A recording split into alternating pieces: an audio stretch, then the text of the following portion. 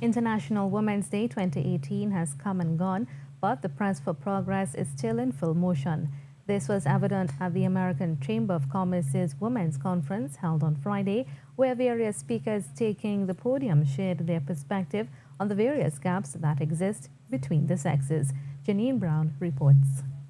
Today's world of work is a vast improvement from the one our grandmothers and great-grandmothers had to grow up in.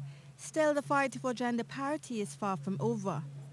Scotiabank chairperson Roxanne de Freitas says that there is a need to consider, in particular, women who are yet to tap into their power.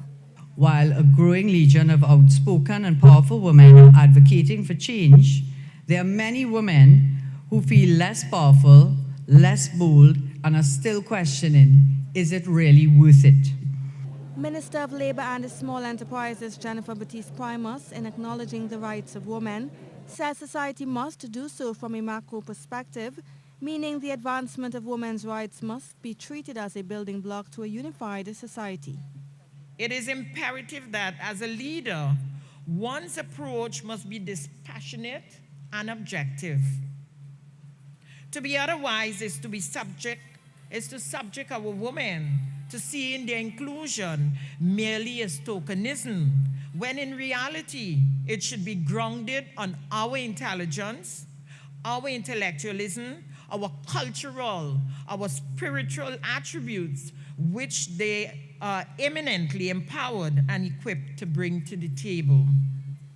Referencing on the Me Too and the Time's Up movements in the U.S., Trini-born SHELLY Clifford BROPHY said that this has led to some men expressing discomfort in the workplace. But the Google software engineering manager says that there's nothing for men to feel wary about. So what I say to them is, like, if you treat all the people around you in the same respectful way, we will never need to have this conversation. So what does that mean?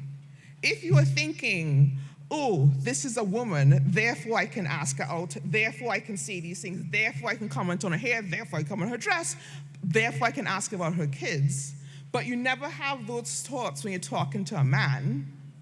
In essence, women and men are being encouraged to use their platforms, however big or small, to fight for the rights of women, which ultimately is fighting for the rights of humanity.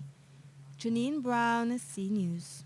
As celebrations continue for International Women's Day, CEO of the Powerful Ladies of Trinidad and Tobago, Gillian Wall, says the press for progress goes beyond 1 week. Addressing a panel discussion held by the Interclub of Trinidad and Tobago in collaboration with Plot, Ms. Wall highlighted ways women can strive for gender equality.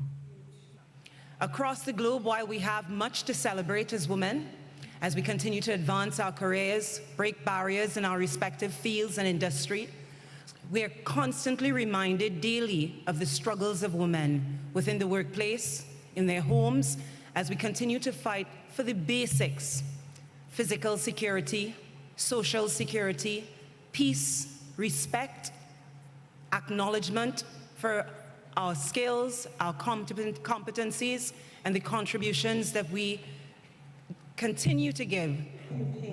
Research assistant at the Institute of Gender Development Studies, Tricia Basdio, said there is a lack of gender-responsive budgeting in Trinidad and Tobago.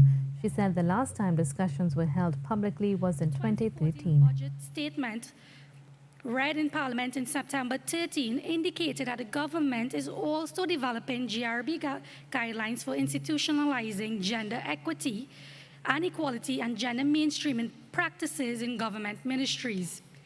These guidelines were meant to capture the unique gender-based needs and visions of the people of Trinidad and Tobago, and the case will be made to allocate sufficient financial resources to achieve gender equality